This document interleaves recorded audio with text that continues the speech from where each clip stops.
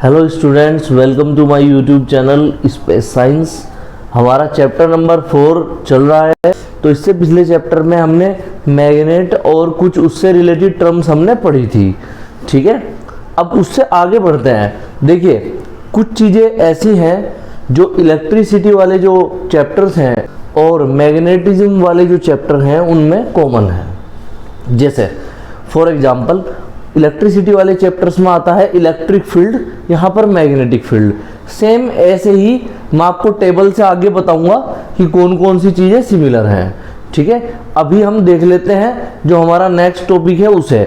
जैसे यहाँ पर आता है पोल स्ट्रेंथ, तो पोल स्ट्रेंथ को यहाँ स्मॉल एम से डिनोट करते हैं। ये किसकी जगह पर आया है? ये आया है चार्ज की जगह पर। इलेक्ट्रिक चार्ज का यूज होता था वहाँ पर फर्स्ट चैप्टर में, ठीक है। और यहाँ पर इलेक्ट्रिक चार्ज की जगह पोल स्ट्रेंथ का यूज होता है, ठीक है। तो ये क्या होती है? स्ट्रेंथ मतलब power. The power of poles to attract iron pieces toward them is called pole strength. जो पावर होती है पोल्स की, ठीक है, जिससे वे आयरन पीसीस को अपनी ओर अट्रैक्ट कर लें, उसे बोलते हैं pole strength. It is denoted by small m. Small m से इसको डिनोट करते हैं, ठीक है। It is plus small m for north pole and minus small m for south pole. देखिए, जैसे वहाँ चार्ज दो तरीके से होता था, positive charge, negative charge. Positive charge से इलेक्ट्रिक फील्ड लाइन निकलती थी, नेगेटिव चार्ज में एंटर होती थी। सेम ऐसे ही यहाँ पर जो पोल स्ट्रेंथ है, नॉर्थ पोल की प्लस स्मॉल एम है, साउथ पोल की माइनस स्मॉल एम है। तो magnetic field line plus small m pole strength से निकलती है और minus small m pole strength में आगे एंटर होती है। एन से निकलती है और एस में एंटर होती है मैग्नेटिक फील्ड लाइंस, ठीक है। ये तो हो गई पोल स्ट्रेंथ। इसके बाद अगला टॉपिक है हमारा मैग्नेटिक डाइपोल। वहाँ पर इलेक्ट्रिक डाइपोल होता था। इलेक्ट्रिक डाइपोल कैसे लिखते थे हम? कि जब दो अपोजिट चार्ज को किसी फाइनाइट डिस्टेंस पे रखते थे, जो स्ट्रक्चर बनता था उसे बोलते थे इलेक्ट्रिक डाइपोल। यहाँ पर मैग्नेटिक डाइपोल में जब दो अपोजिट पोल को हम किसी फाइनाइट डिस्टेंस पे रखते हैं तो उसे मैग्नेटिक डाइपोल बोलते हैं। The structure formed by two opposite pole separated by a finite distance is called magnetic dipole. जो स्ट्रक्चर फॉर्म होता है जब दो अपोजिट पोल को किसी फाइनाइट डिस्टेंस पर रखते हैं तो उसे बोलते हैं मैग्नेटिक डाइपोल, ठीक है। तो फाइनाइट डिस्टेंस क्या हुई? ये दो पोल है एन और एस, और इनको हमने 2l डिस्टेंस पे रख दिया, तो ये स्ट्रक्चर बन गई मैग्नेटिक डाइपोल, ठीक है। इसके बाद में मैग्नेटिक डाइपोल मोमेंट।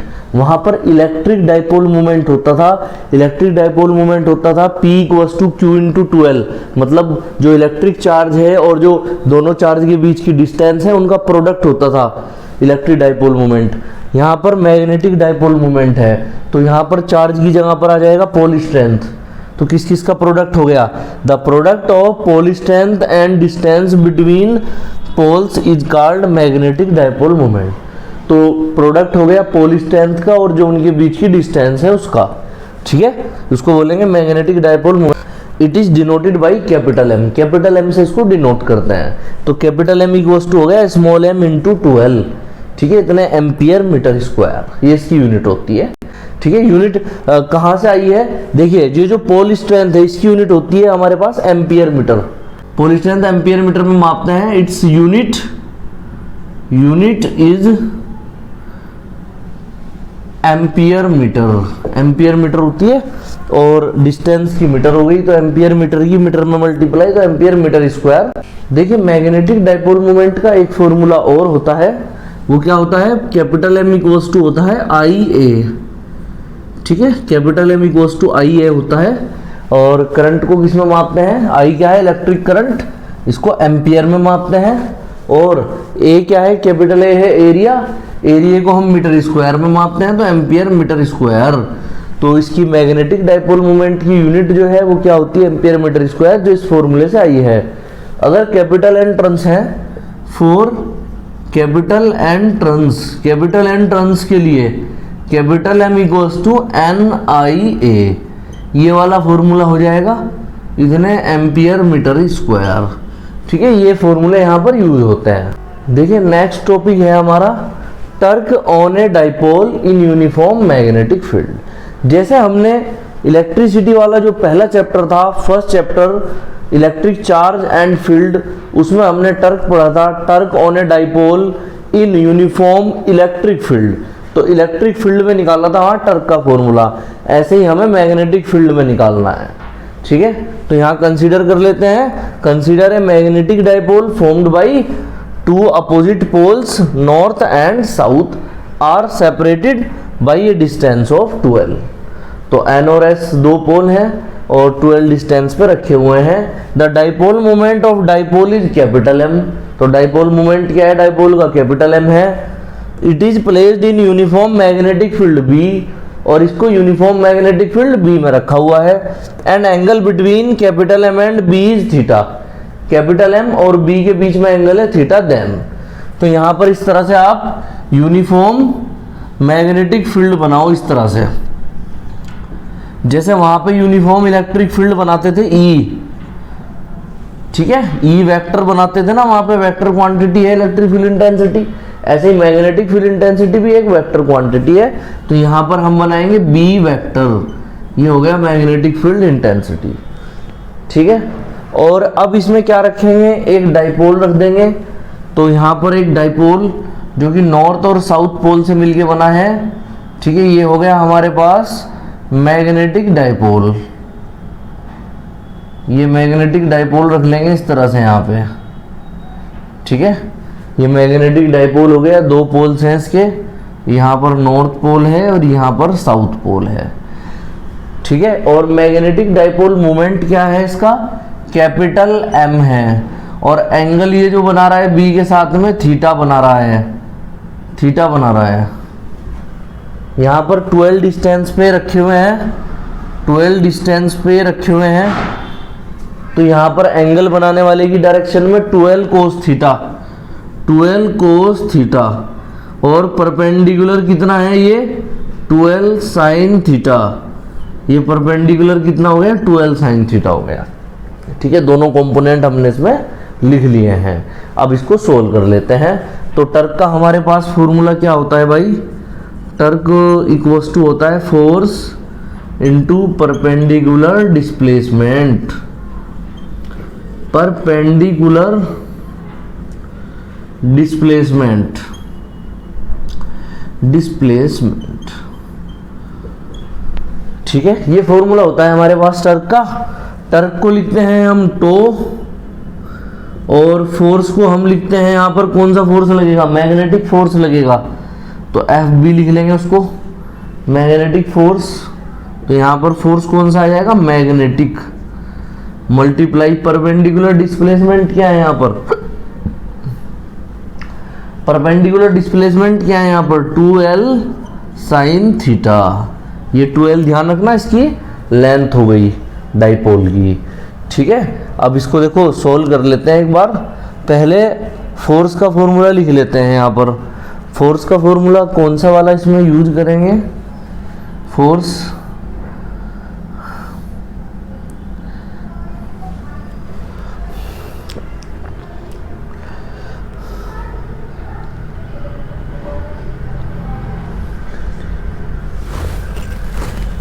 फोर्स का फॉर्मूला लिख लीजिए इसमें। तो फोर्स का फॉर्मूला लिख लेते हैं, कितना है फोर्स का, BIL, ये फॉर्मूला होता है फोर्स का, मल्टीप्लाई L की जगह पर यहाँ पर L डैश लिख लो आप, L dash into 2l sine theta. ठीक है, ये L डैश हो गई, ये तो उसकी लेंथ है डाइपोल की, और ये L डैश जो है यहाँ पर ब्रेड्थ की तरह काम करेगी। तो ये ब्रेड्थ मान लो उसकी, तो लेंथ इंटू ब्रेड्थ क्या बन गया, ये बन गया हमारे पास एरिया। तो टर्क इक्वल्स टू कितना आ जाएगा B, और इसकी जगह पर क्या लिख सकते हैं हम A। ठीक है, ये आ गया। अब ये ध्यान से ही देखो, ये किसका फॉर्मूला बन गया, IA, because M equals to IA होता है मैग्नेटिक डाइपोल मोमेंट, इसलिए टो इक्वल्स टू क्या हो जाएगा, इसकी जगह पर M लिख लेंगे, M B ऑलरेडी है, और साइन थीटा ये आ जाएगा। इसको हम वेक्टर फॉर्म में कैसे लिख सकते हैं, वेक्टर फॉर्म में लिख सकते हैं इसको, in vector form, vector form में टो वेक्टर इक्वल्स टू आ जाएगा M vector cross B vector, ठीक है, इतना आ जाएगा। यूनिट क्या होती है इसकी, यूनिट इसकी सेम जो इलेक्ट्रिसिटी वाले चैप्टर्स में हमने यूज की थी वही सेम है, तो जूल या न्यूटन मीटर। देखो यहां से निकाल लो यूनिट, फोर्स और ये लेंथ, और साइन थीटा यूनिट लेस होता है, तो फोर्स की न्यूटन, लेंथ की मीटर, न्यूटन मीटर या जूल। तो यूनिट क्या होती है इसकी, न्यूटन मीटर या जूल, ठीक है, न्यूटन मीटर या जूल, ठीक है। इस तरह से जब हमने वहां पे कैलकुलेट किया था फॉर्मूला, तो वहां आया था टर्क का formula, tau vector equals to p vector cross E vector. तो पी की जगह पर एम आ गया, ठीक है, और ई की जगह पर बी आ गया, और टर्क सेम है टो। देखिए इसके स्पेशल केस ले लेते हैं हम। तो स्पेशल केस में सबसे पहला केस लेते हैं जब हमारे पास एंगल 0 डिग्री है, थीटा इक्वल्स टू 0 डिग्री, तो तब क्या होगा, तो टर्क आ जाएगा यहाँ पर tau equals to M B, और ये साइन 0 डिग्री, ठीक है। साइन 0 की वैल्यू क्या होती है, 0, तो एम बी इंटू 0, और 0 की एम बी में मल्टीप्लाई 0, तो 0 जूल आ गया हमारे पास इसका आंसर, ठीक है। इसके बाद second, if theta equals to कितना, 90 डिग्री, अगर थीटा 90 डिग्री है तो मैक्सिमम टर्क होगा इस कंडीशन में, तो यहां पर हो जाएगा देन टर्क मैक्सिमम हो जाएगा, टो मैक्स इक्वल्स टू कितना, M B sine 90 degree. Sine 90 की वैल्यू 1 होती है, जो साइन की सबसे ज्यादा बड़ी वैल्यू है। साइन में जो सबसे बड़ी वैल्यू होती है वो 1 होती है, तो साइन 90 की वैल्यू 1 रखेंगे, इसलिए इसको मैक्सिमम बोला है टर्क को। तो टो मैक्स इक्वल्स टू कितना आ जाएगा, एम बी इंटू साइन 90 की value 1, tau max equals to यहां पर आ जाएगा कितना, एम बी, इतने जूल, ठीक है। इसके बाद थर्ड स्पेशल केस है, 4 स्पेशल केस करेंगे हम इसमें।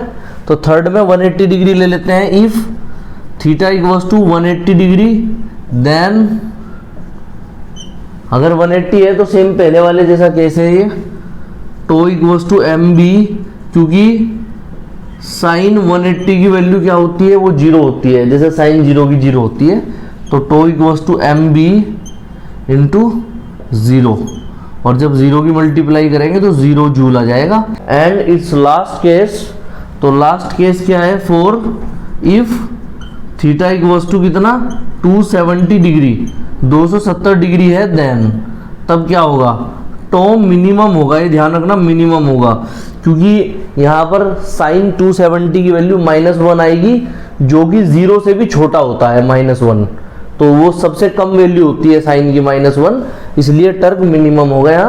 To minimum equals to M B sine 270 degree, तो टो मिनिमम इक्वल्स टू कितना आ जाएगा, एम बी माइनस का 1, और टो मिनिमम इक्वल्स टू आ गया माइनस एम बी, इतने जूल या न्यूटन मीटर, ठीक है। तो ये हमारे पास आंसर आ गए। देखिए बहुत सारी टर्म्स ऐसी हैं जो इसमें और इसमें, इलेक्ट्रिसिटी और मैग्नेटिज्म में सिमिलर है। देखिए पहली टर्म है इसमें इलेक्ट्रिक चार्ज। इलेक्ट्रिक चार्ज को हम बोलते हैं Q, और इसकी जगह पर यहाँ पे जो यूज करते हैं हम वो पोल स्ट्रेंथ यूज करते हैं, तो पोल स्ट्रेंथ आ जाएगी जिसको हम बोलते हैं स्मॉल m, ठीक है। दूसरा जो यहाँ पर पॉइंट है वो है electric dipole movement. Electric dipole movement जो होता है उसको हम लिखते हैं यहाँ small p, electric dipole movement को स्मॉल p, उसकी जगह पर यहाँ पे आता है magnetic dipole movement. Magnetic dipole movement आता है, तो मैग्नेटिक डाइपोल मूवमेंट को लिखते हैं हम कैपिटल M, ठीक है। यहाँ पर इलेक्ट्रिक फील्ड आता है, इलेक्ट्रिक फील्ड क्या होता है E, और यहाँ पर आता है मैग्नेटिक फील्ड। मैग्नेटिक फील्ड क्या होता है B, मैग्नेटिक फील्ड होता है B। यहाँ पर टर्क का जो फॉर्मूला है वो अलग है। टर्क जो होता है, torque tau vector equals to p vector cross E vector, ये फॉर्मूला यूज होता है इतने जूल। जबकि यहां पर जो टर्क का फॉर्मूला है वो अलग यूज होता है, tau vector equals to M vector cross B vector, इतने जूल। देखो यहाँ पे P आया है, उसकी जगह पर यहाँ M आ गया, यहाँ पर E आया है, उसकी जगह पर यहाँ पे B आ गया। इसके बाद पांचवा, पोटेंशियल एनर्जी। पोटेंशियल एनर्जी का जो फॉर्मूला है वो U equals to minus M vector dot minus P vector dot E vector, ये आता है यहाँ पे, ठीक है। निगेटिव में होती है पोटेंशियल एनर्जी, और U पे देखो यहाँ वेक्टर नहीं लगा हुआ, इसके मतलब पोटेंशियल एनर्जी एक स्केलर क्वांटिटी है। और यहाँ पर आता है पोटेंशियल एनर्जी का फॉर्मूला, पोटेंशियल एनर्जी यहाँ पर U इक्वल्स टू, यहाँ पर U इक्वल्स टू आता है minus M vector dot B vector, इतने जूल, इतने जूल। पोटेंशियल एनर्जी को जूल में मापते हैं। देखिए छठे पॉइंट में हम डिफरेंस लिखेंगे।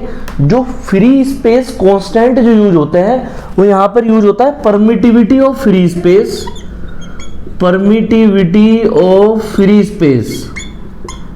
परमिटिविटी ऑफ फ्री स्पेस जो होता है ये होता है epsilon not, epsilon not use होता है यहाँ पर, जिसकी वैल्यू लिख लेंगे 8.85 10 की पावर -12, इतने कूलम स्क्वायर पर न्यूटन मीटर स्क्वायर, ठीक है। ये यूज होता है यहाँ पर फ्री स्पेस कांस्टेंट में।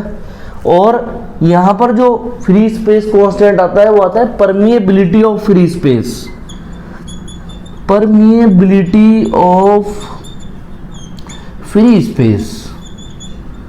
परमिएबिलिटी ऑफ फ्री स्पेस क्या होता है, mu naught equals to 4 pi into 10 की पावर -7, और यूनिट होती है इसकी टेस्ला मीटर पर एम्पियर, ठीक है। इसके बाद